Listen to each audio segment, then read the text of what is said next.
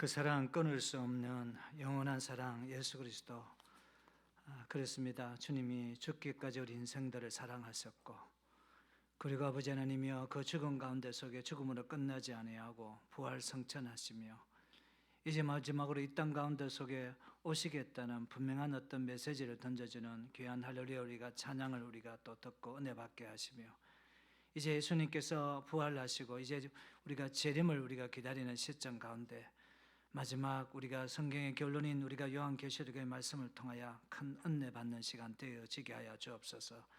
특별히 이 시간 계시록 15장 아버지의 말씀 최후의 기회를 붙잡아야 합니다.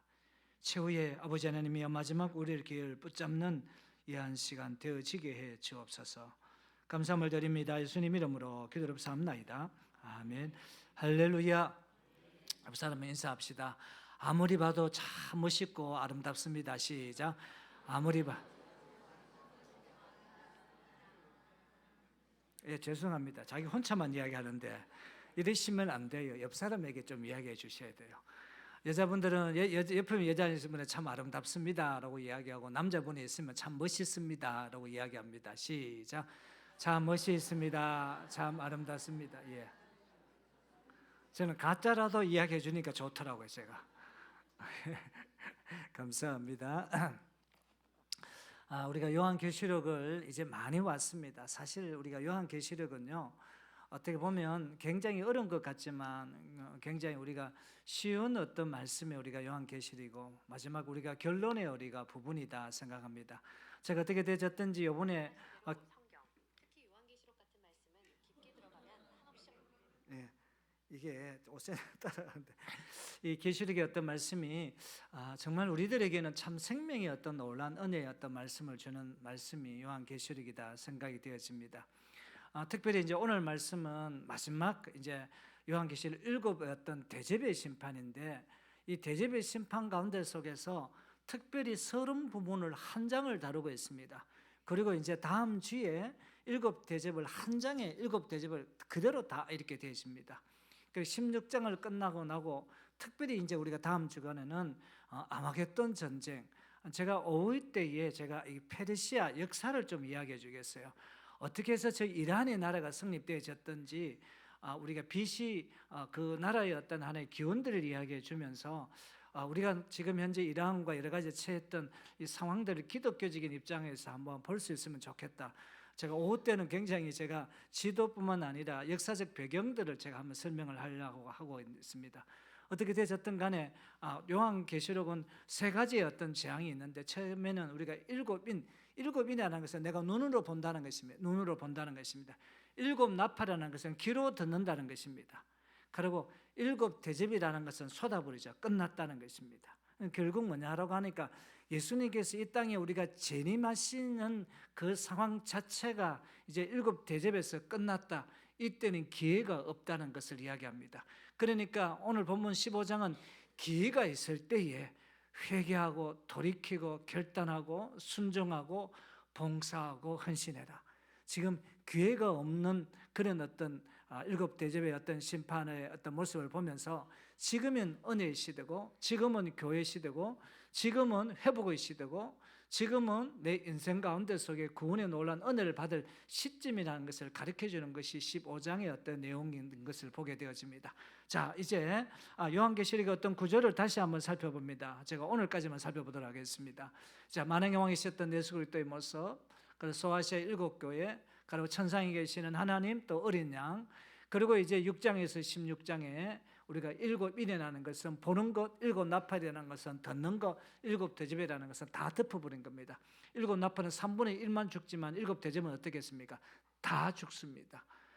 그리고 난 뒤에 이제 17장과 우리가 18장은 일곱 머리, 일곱 뿔을 가진 음녀와 바빌론의 멸망을 이야기하고, 이제 19장부터는 어떻게 했습니까? 축제의 장이 됩니다. 어린 양의 혼인잔치. 다시 이야기하면 우리가 들어가야 될 모습, 천년왕국과 백보자 심판, 새하늘과 새 땅에 대한 이야기가 나오게 되어집니다.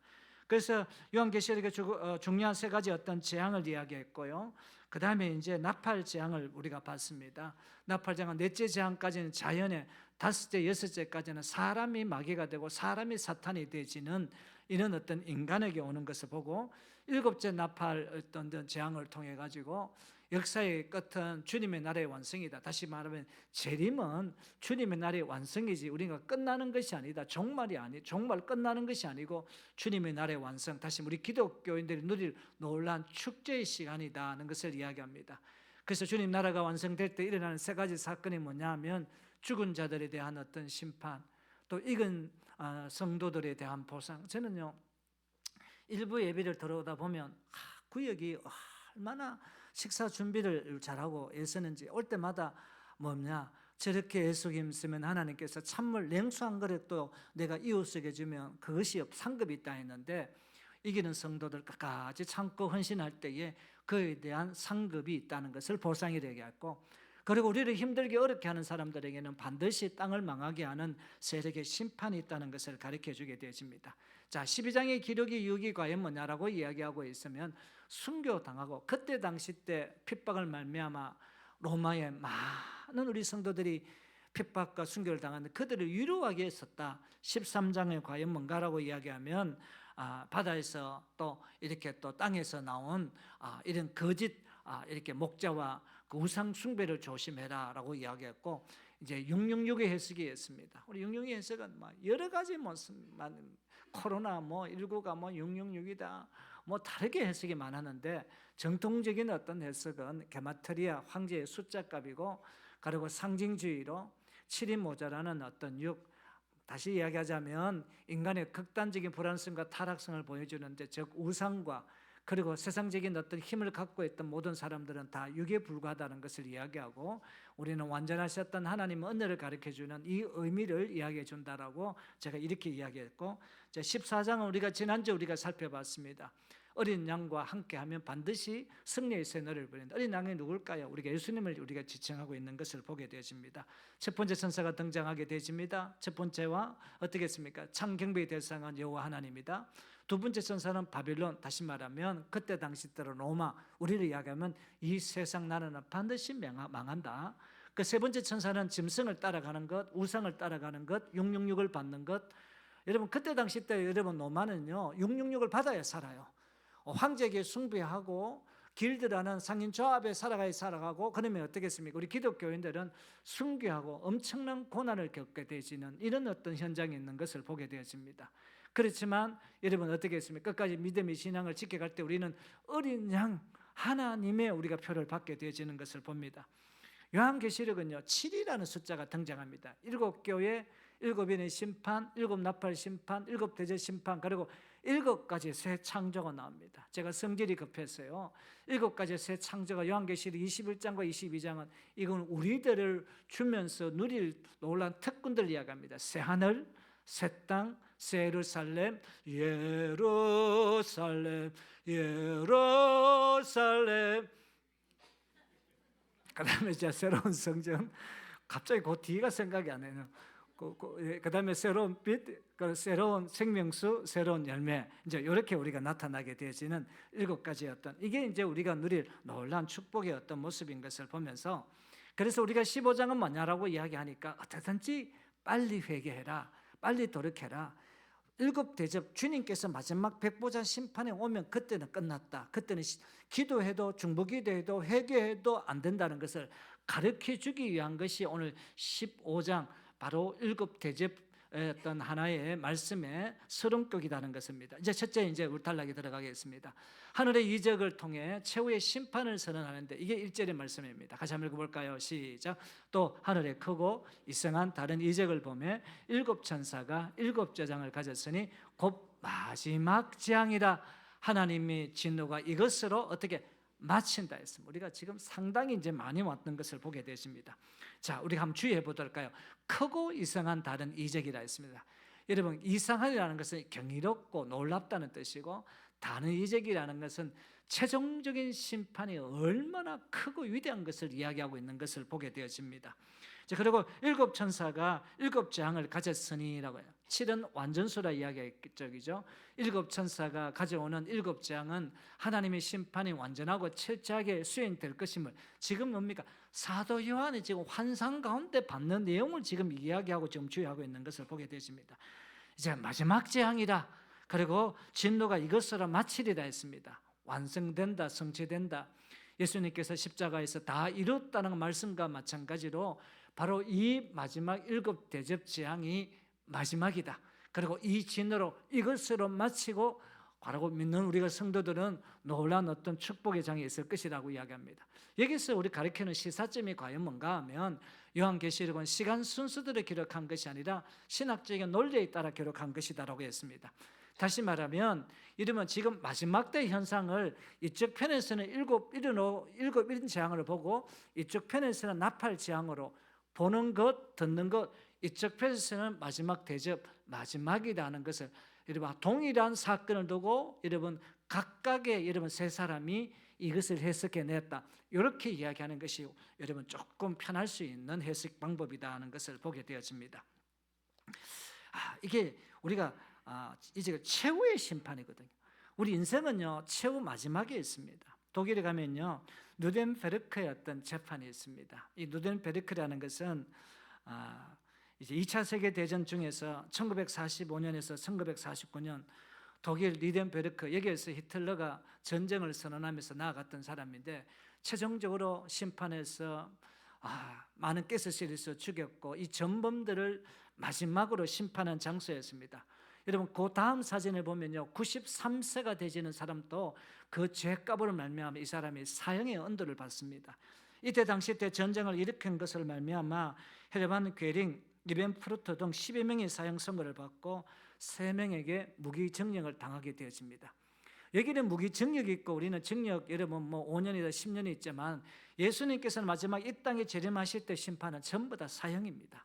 살지 못하는 마지막 심판이라는 것을 목사님은 어떻게 예수님께서 그렇게 하실까요? 여러분 우리가 마지막 심판 때까지는 지금까지 늘 기회를 주기 때문인 것을 여러분 바라보게 되십니다. 그래서 누덴베르크 재판을 우리가 한번 제가 요약을 해봤습니다. 전쟁이 끝난 후 1945년 열린 누덴베르크 국제 군사 재판은 성경 속 최후의 심판의 성격을 잘 보여줍니다. 그동안 저질렀던 인류 반역의 죄에 대한 철저한 판결로 우리가 내려졌다는 사실입니다. 여러분 우리 신앙도 마찬가지입니다. 마지막 가운데 속에서 여러분 어떻게 했습니까? 예수 믿지 않고 반역됨으로 세상의 어떤 우상을 따랐던 그에 대한 철저하게 우리가 판결받는 바로 그때가 있다는 사실을 우리가 가르쳐 주는 것을 보게 되었습니다. 두 번째는 승리한 성도들이 구원의 노래로 하나님을 찬양하는 것이 오늘 2절에서 어떤 4절의 말씀입니다. 자, 여러분 같이 한번 말씀 한번 읽어보도록 할까요? 시작. 또 내가 보니 불이 섞인 유리바다 같은 것이 있고 짐승과 그의 우상과 그의 이름의 수를 이기고 벗어난 자들이 유리바닷가에 서서 하나님의 검은고를 가지고 하나님의 종 모세의 노래 어린 양의 노래를 불러 이르되 주 하나님 곧 전능하신 이시여 하시는 일이 크고 놀라우시도다. 만국의 왕이시여 주의 길이 의롭고 참되시도다. 주여 누가 주의 이름을 두려워하지 아니하며 영화롭게 하지 아니하오리까. 오직 주만 거룩하시나이다. 주의 의로우신 일이 나타났음에 만국이 와서 주께 경배하리이다 하더라라고 이야기하겠습니다. 이제 본절을 한번 우리가 주의해 보도록 하겠습니다. 여기에 보니까 유리바다라고 이야기합니다. 여러분 이 바다라는 것은 뭐냐 하면 모세가 만든 성막의 물두멍을 이야기하고 있습니다. 그 물두멍은 일종의 세면대야거든요. 솔로몬의 성전에 가서는 명칭이 노스로 바뀝니다. 그 열왕기상의 7장이고요. 그 노다의 명칭이 솔로몬 성전에서는 바다였습니다. 자, 이제 우리가 성막을 한번 보도록 하겠습니다. 바로 우리가 성막 가운데 속에 여러분 성소와 지성소 안에서는 뭐가 있겠습니까? 전곡에 다시 말하면 언약궤가 여러분 있게 되시는 것을 봅니다. 제사장은 처음에 딱 들어와 가지고 여러분 번제하고 그 다음에 난 뒤에 제사장이 저 지성소와 성소를 들어가기 위해서는 물두멍에 정결 의식을 행해야 되는 저것을 가지고 받아다라고 했습니다. 그러니까 사실 요한계시록은 우리가 많이 읽는 것들이 여러분 중요한 것이 아니라 이게 해석적인 어떤 모습들이기 때문에 설교를 듣지 아니하고서는 여러분 요한계시록을 이해하기는 상당히 좀 어렵는 그런 어떤 성경이다라고 하면 보게 될 거라고 생각이 되어집니다. 자, 여기에서 이제 불이 섞인 유리바다라고 등장하게 되었습니다. 계시록 4장에 보면 수정 같은 유리바다는 하나님의 거룩함과 범절할 수 없는 초월성을 상징하고 있는 것을 보게 되었습니다. 불이 섞여 있다는 것은 하나님의 공의로운 심판을 의미한 것을 보게 되거든요. 이러면 이 불이 섞인 유리바다를 통해 가지고 그 만민교회 이재록씨 같은 경우에는 내가 너희들은 딱 얼굴을 보면 너희들이 무슨 죄를 졌는가 내가 다 안다 이제 이렇게 이야기하고, 신천지 같은 경우에는 불이 섞인 유리바다의 주인공은 내가 유일하게 모든 어떤 성경을 해석할 수 있는 내가 근원이다. 이제 잘못되게 이단들은요 요한계시록 처음부터 끝까지 모든 것이 잘못되게 해석하고 있는 것을 보게 되십니다. 그리고 여기서 이기고 벗어난 자들이라고 이야기하고 있는데, 짐승은 적그리스도를 이야기하고 그의 우상, 그의 이름의 수를 666에 이긴 자들을 이야기하고 있습니다. 결국 뭐랄까요? 우리가 이렇게 힘들고 어려운 가운데 속에서도 666 세상에 우리 우상 숭배하지 않고 오직 하나님을 따르는 그 사람이 이기고 벗어난 자들이다라고 이렇게 이야기하고 있는 것을 보게 되어집니다. 그리고 3절에 보면 모세의 노래가 있습니다. 어린 양의 노래가 있습니다. 여러분, 모세는 어떻게 했습니까? 출애굽 당시 홍해를 건넌 후 불렀던 구원의 노래를 이야기하고 있습니다. 그 어린 양의 노래는 예수 그리스도의 피로 말미암아 영혼의 구원을 상징하는 새 언약의 어떤 구원들을 이야기해 놓고 있는 것을 봅니다. 그리고 이제 우리가 15절에 가면 이제 주의 이름을 두려워하지 아니하며, 두려워하지라고 했습니다. 단순한 공포가 아니라 하나님의 유언과 권능에 대한 깊은 경외심을 이야기하고 있고요. 그러고 난 뒤에 보니까 오직 주만 거룩하시나이다 라고 이야기했습니다. 하나님의 본질적인 어떤 속성의 거룩함을 이야기하고, 거룩한 어떤 피조물에 구별되는 신성의 완전한 어떤 순결을 이야기하면서 하나님의 공의를 의미하고 적그리스도의 거짓 어떤 거룩함의 어떤 대조되는 모습으로 오직 주만 이렇게 이제 우리가 거룩하시다 이렇게 이야기됩니다. 그리고 4절 말씀에 주의 의로운 일이 나타났음이라고 이야기합니다. 하나님께서 행하신 심판과 구원의 역사가 숨겨지지 않고 만천에 드러나진다는 뜻을 가지고 있는 것을 보고, 그러고 이제 4절 말씀에 만국에 와서 주께 경배한다라고 이야기합니다. 하나님의 통치가 이스라엘을 넘어 온 열방에 미칠 것에 대한 어떤 이 예언을 하고 있는 것을 보게 되십니다. 이게 교훈이 있습니다. 세상에서 가장 어리석은 사람은 뭘까요? 하나님이 없다 하는 사람이고, 그 다음에 하나님을 두려워하지 않는 사람이고, 자기 마음대로 말하고 자기 마음대로 행동하는 사람을 우리가 세상에서 가장 어리석은 사람입니다. 그럼 목사님 왜 이 말씀을 썼을까요? 너희들이 끝까지 그때 당시 때 우리가 로마에 있는 그런 교인들은 많은 어떤 순교의 어떤 제물이 되고, 여러분 어떻게 했습니까? 끝까지 벌써 보니까 부모가 순교하고 자식이 순교했던 그 가정의 어떤 내 식구 가운데 속에 한 명은 어떻게 결혼이 되어졌습니다. 순교의 어떤 그런 어떤 밥이 되는 가운데 엄청나게 어떤 큰 충격과 아픔이 있는데, 그들이 유료하고 너희들이 이긴 자다, 너가 순교했던 너가 어머님 아버지가 이긴 자다라는 이 의미를 그들에게 주기 위한 어떤 모습인 것을 보게 되었습니다. 그래서 우리가 신앙생활하면서 유명한 신학자 우리가 오스카 쿨만이 있습니다. 이분이 유명한 책을 썼습니다. 이분은 우리 신학생들은 반드시 읽어야 책인데, 그리스도와 시간이라는 어떤 책을 썼는데, 이 오스카 쿨만은요 바로 우리가 D-Day와 V-Day가 있다고 합니다. 그 오스카 쿨만이 그러면 D-Day는 뭐냐면 결정적 승리의 날을 이야기하고 있는데, 예수 그리스도가 십자가의 어떤 부활 사건, 우리가 지금 이제 사순절을 지내면서 예수님의 부활 사건의 결정적 승리의 날을 우리가 축복하며, 어떻게 보면 우리가 성경의 어떤 하나의 절기 가운데 속에서 부활 사건만큼은 더 위대한 날은 없다고 생각합니다. 그래서 제가 2차 세계 당시 노르망디 상륙 작전의 성공이 바로 전쟁의 승패가 결정되어졌던가 마찬가지로 승리의 날이죠. 영적 전쟁의 결정적 승리가 우리가 2000년 예수님과 함께 성취되어졌고, 우리나라 같은 경우는 일제 우리가 강점기 가운데 속에서 어떻게 했습니까? 정말 광복의 어떤 그 모습이 우리가 결정적 승리의 어떤 날이다라고 이야기합니다. D-Day 결정적 승리 날이 있는 게 아니라 최종적인 승리의 날이 있다는 사실입니다. 다시 말하면 예수 그리스도의 어떤 재림의 날, 이 날을 지금 현재 우리가 지금 요한계시록을 통해서 살피고 있고, 독일이 항복하여 전쟁에 완전히 종식되는 날이고, 재림 때 악의 어떤 세력이 완전히 멸망당하고 하나님의 어떤 통치가 완성되는 이 V-Day가 있다고 이 오스카 쿨만은 이야기했던 것을 보게 되어집니다. 그래서 우리의 어떤 신앙의 어떤 삶이 바로 이 최종된 승리의 날을 우리가 기념하기 위하여 이것을 우리가 한번 더 가슴에 쓰기 위해서 우리가 요한계시록을 우리가 말씀을 공부하고 있는 것을 보게 되어집니다. 자, 이제 마지막 우리가 세 번째로 뭐냐라고 하니까, 셋째는 정거 장막 성전이 열리며 심판을 여러분 어떻게 했습니까? 준비를 마치게 되어지는 것을 보게 되어집니다. 자, 우리가 5절부터 같이 한번 읽어볼까요? 시작. 또 이 일 후에 내가 보니 하늘에 정거 장막의 성전이 열리며, 여기까지요. 여러분, 정거라는 것이 뜻이 뭐냐라고 하니까 우리가 언약궤 안에, 여러분 언약궤 안에 십계명이 있는 것을 말씀을 정거한다는 이야기고, 장막이라는 것이 과연 뭐냐라고 이야기하니까 아까 같이 있지 않습니까? 성막을 장막으로 이야기합니다. 이제 이동식 되어 있죠, 그죠? 근데 성거 장막의 성전이라고 이야기하는 것은 하나님의 어떤 우리가 보좌에 있는 것을 보게 되어집니다. 그래서 신천지가 뭡니까? 신천지 예수 정거 장막 성전 이렇게 되어져 있습니다. 신천지가 이 말을 사용하게 되시고, 그러니까 신천지 안에 들어와야, 안에 들어와서 이만희 이야기를 들어야 너희들이 구원을 얻는다라고 이렇게 이야기하고 있습니다.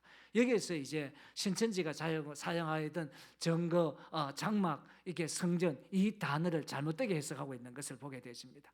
자, 6절 같이 한번 읽어볼까요? 시작. 7장을 가진 7 천사가 성전으로부터 나와 맑고 빛난 세마포 옷을 입고 가슴에 금띠를 띠고 네 생물 중에 하나가 영원토록 살아계신 하나님의 진노를 가득히 담은 금대접 7을 그 7 천사들에게 주니, 우리가 어떻게 했습니까? 금향로 기도를 하겠습니다.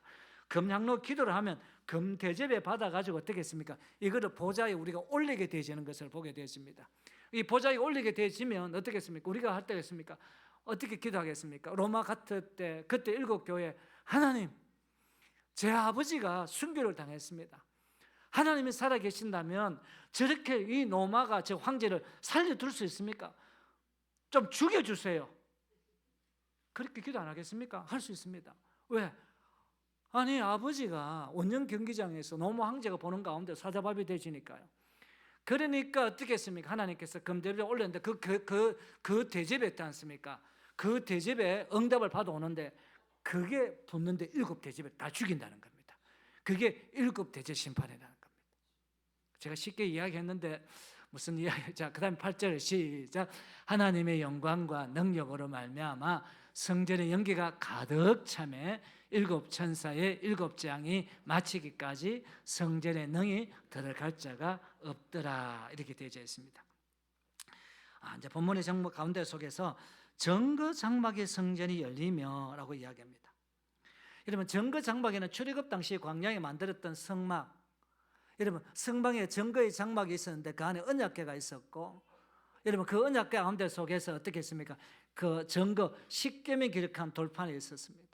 십계명 돌판은 하나님이 친히 서셨고, 십계명 돌판이 바로 우리가 언약의 정거였는 것을 보게 되었습니다. 그래서 성막을 정거의 장막이다 이렇게 이야기했고, 이제 신천지들이 자기가 언약궤를 가졌던 마지막 우리가 이렇게 비밀의 열쇠를 여는 것이 신천지 정거 장막 안에 들어와야 된다. 여러분, 오늘 여러분 시간 나시는 분들은 저 신천지 정모 장막 우리가 한번 들어가야 된다 하면 못 들어갑니다. 그 딱 이 비번이 다 있어가지고 아무나 들어갈 수가 없습니다. 왜? 거기는 구원받은 신천지 교인들만 들어가지, 우리 같은 여러분 어떻게 했습니까? 자기들은 우리를 굉장히 배도한 어떤 사람들 이렇게 이야기하고 우리 들어갈 수 없게 돼 있어요. 그걸 굉장히 자기들은 신성시 여기는 어떤 그 장소를 이야기하고 있어요. 이것이 이제 우리가 정거 장막이 뭔가 한번 우리가 해석을 제가 해줬고요. 그 다음에 성전이 열리며라고 했습니다.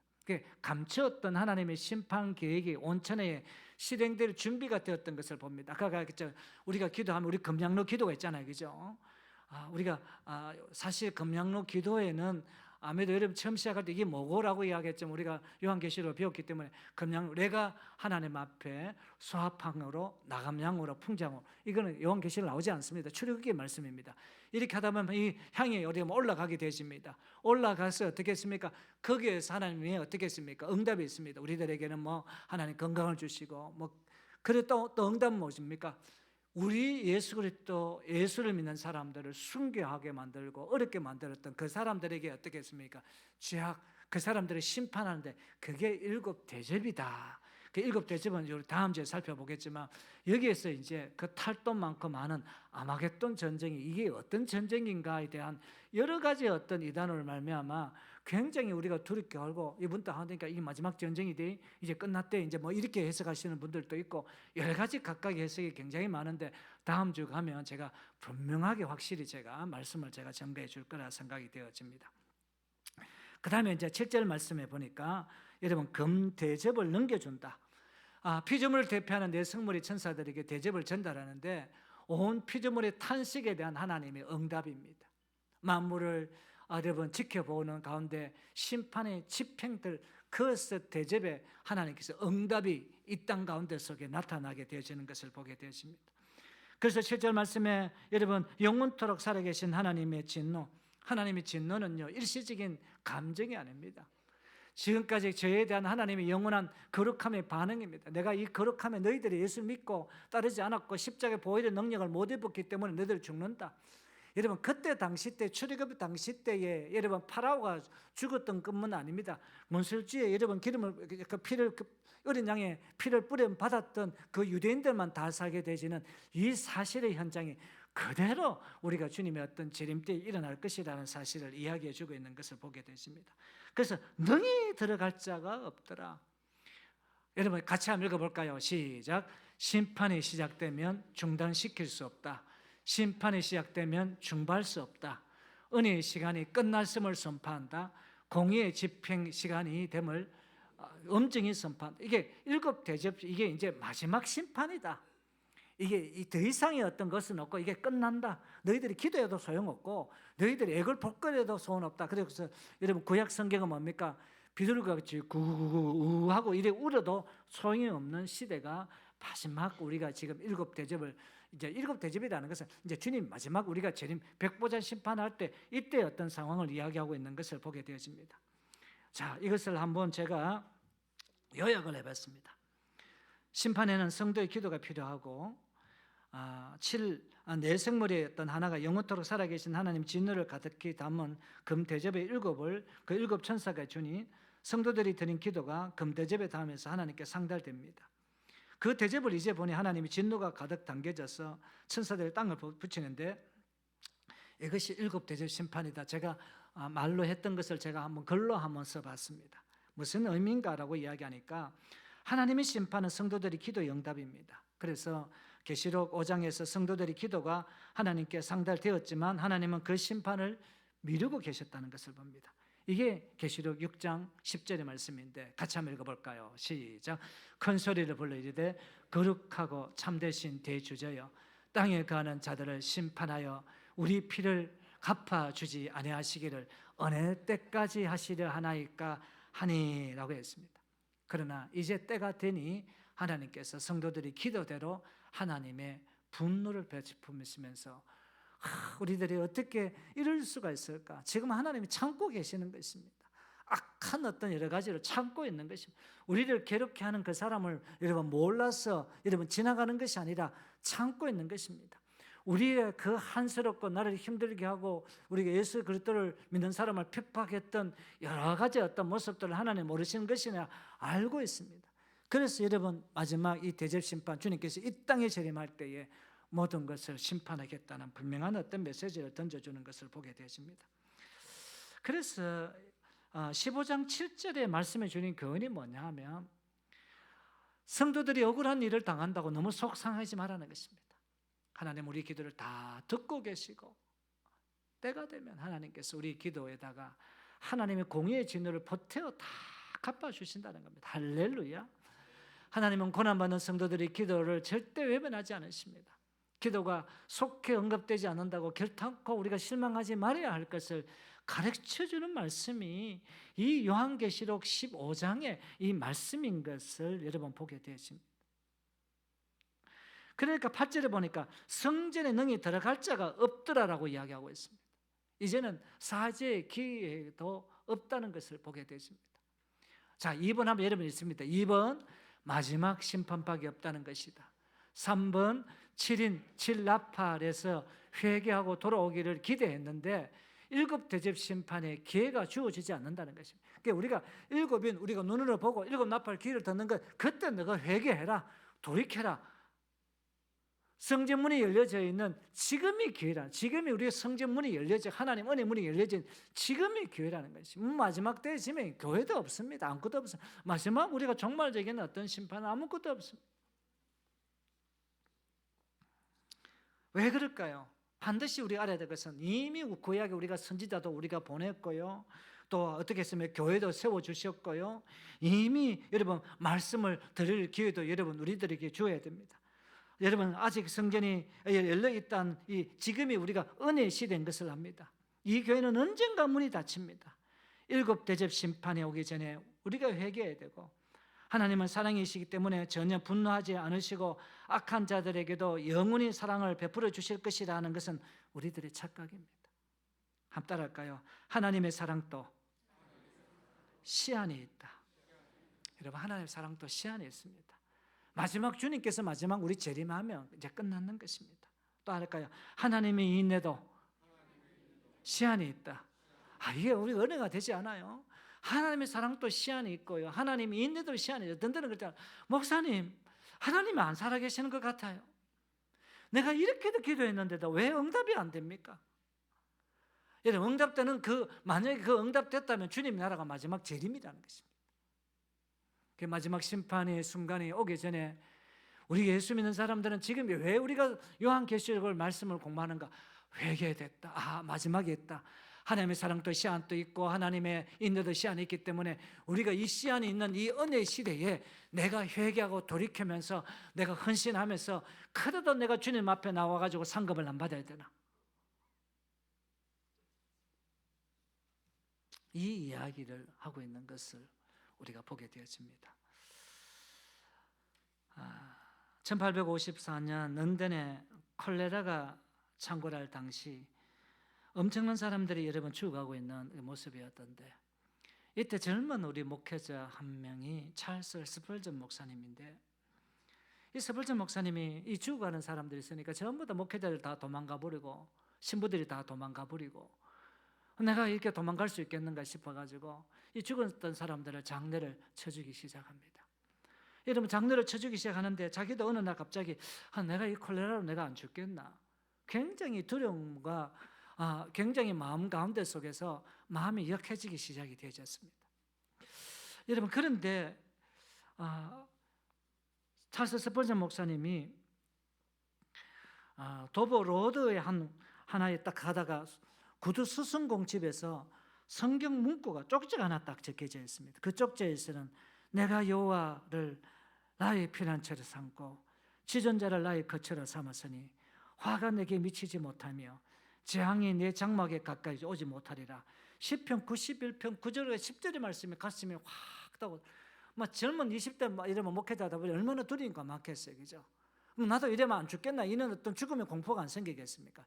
이 말씀에 막 큰 은혜가 되셔가지고 그래 내가 도망가면 안 되지 끝까지 가야 되겠지. 우리가 코로나19를 우리가 보냈잖아요. 그래도 저는 우리 교회가 자랑스럽고 우리 장로님들 감사해요. 그래도 우리가 예배를 드리려고 애쓰고 힘썼던 거 제가 늘 이야기했던 거 제가 이 교회를 은퇴할 때에 젊은 우리 성도들에게 목사가 여러분 두려워가지고 코로나 때 먼저 문을 닫는 그런 어떤 목사의 모습을 우리가 보여주기 싫다. 그 이야기를 제가 매번 제가 한번 이야기를 했었겠습니다만 맞습니다. 하나님의 어떤 살아계셨던 이 놀라운 은혜. 사실 요한계시록을 읽어보니까요. 로마 때 그렇게까지 여러분 어떻게 했습니까? 정말 로마 황제가 사저굴 속에 전부 다 사람을 넣어 죽이는 이런 어떤 상황 가운데 속에 사람을 여러분 발가벗겨가지고 기름을 태워주는 가운데 속에 믿음의 신앙을 지조를 지켜갔던 그 어려운 가운데 속에서도 여러분 어떻게 했습니까? 끝까지 여러분 믿음을 저버리지 않았던 큰 순교의 어떤 현장들이 너무 많았잖아요.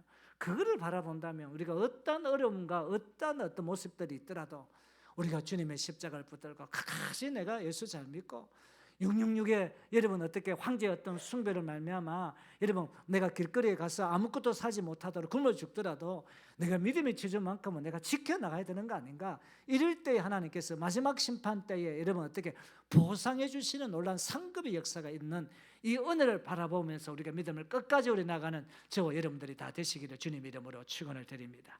말씀을 마칩니다. 최후의 길을 붙잡아야 합니다.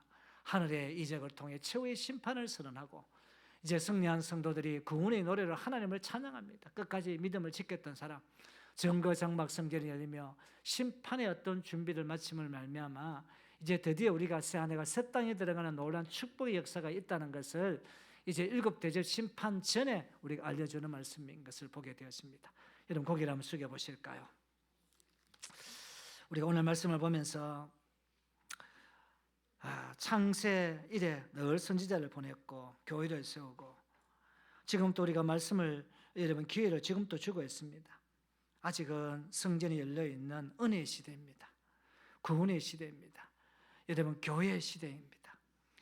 그러나 여러분 이 교회도 언젠가는 문이 닫히고 일곱 대접 심판이 오기 전에 우리가 회개해야 됩니다. 하나님의 사랑도 시한이 있고 하나님의 인내도 시한이 있습니다. 마지막 심판의 순간이 오기 전에 우리가 회개하고 하나님의 기회 주실 때에 우리가 구원받고 또 우리가 정말 상급받는 이런 놀라운 복이 나에게 있게 해달라고 한번 기도하며 나가는 시간 되기를 바랍니다. 두 손을 다 한번 들어보실까요? 이 시간 주의 은혜를 주옵소서. 세 번 우리 집과 우리가 통성으로 기도합니다. 주여 은혜를 주옵소서. 주여 은혜를 주옵소서. 주여 은혜를 주옵소서.